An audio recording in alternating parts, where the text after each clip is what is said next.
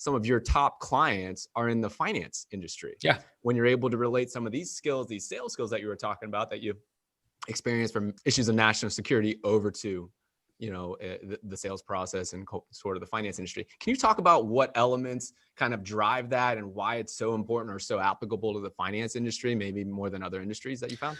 Yeah, because, what I was ultimately trying to do is I was demonstrating that this individual, which was literally putting their life, because if they were caught for doing what they're doing, their safety, security, and prosperity was totally gone for not just them, but their entire families. And so they were investing in me. They were trusting me to handle them, handle the information they're sharing, and protect them from any mishaps.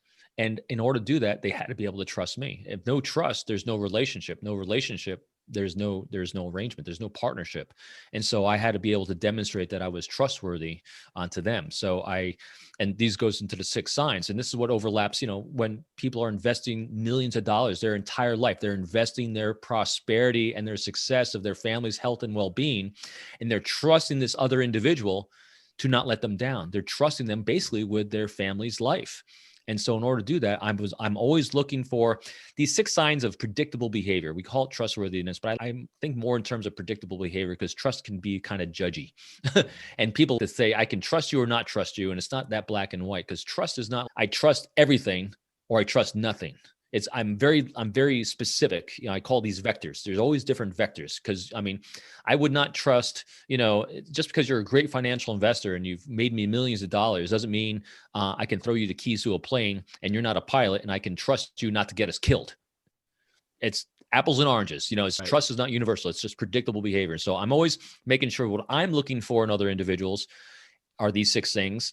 And these are the 6 things I want to make sure I'm also demonstrating with other individuals. And I know we're talking beforehand, and these are great things that Pablo was doing with me when we first met each other online. Is sign 1, vesting.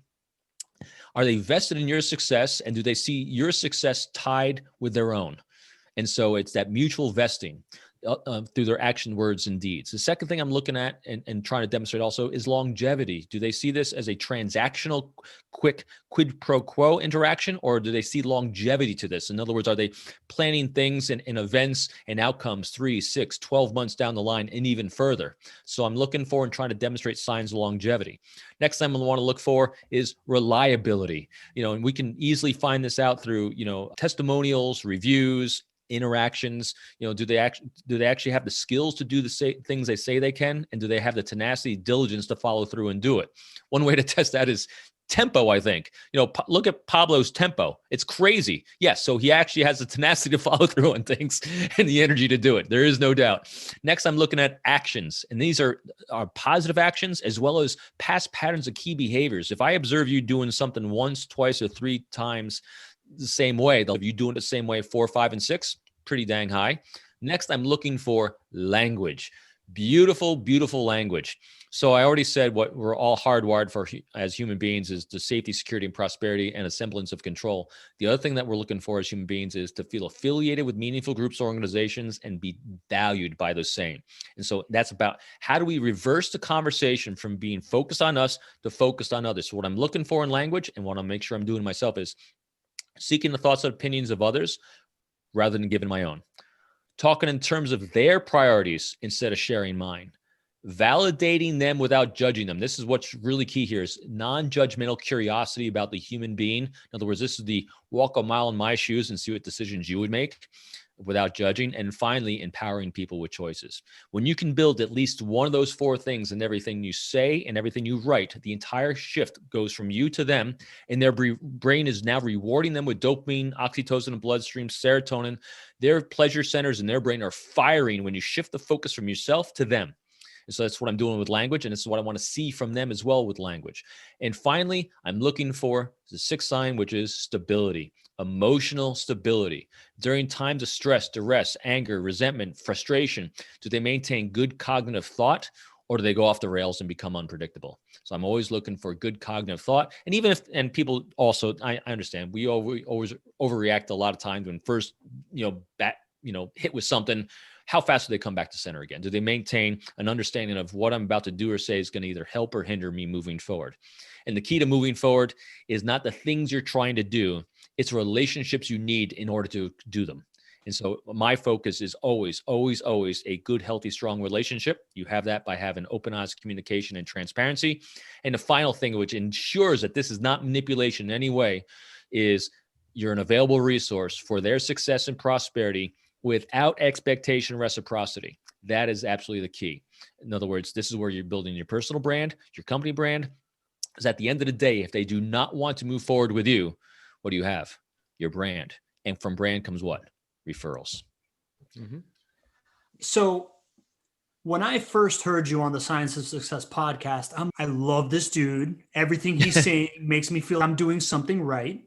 And now as you know, again, ego, right? I needed your manual to save me from myself, at least the lessons learned within.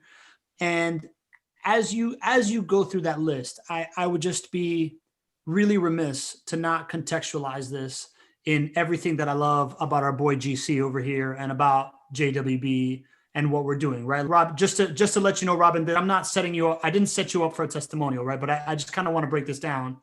The idea of vesting, right? Number one, JWB has these pockets of communities where they owe 300 homes and they are in the same business model as their clients. Longevity. Everything that Greg talks about is be in it for a full market cycle. I only want long-term investors, 10 to 20 years. That is how we want to be doing business together.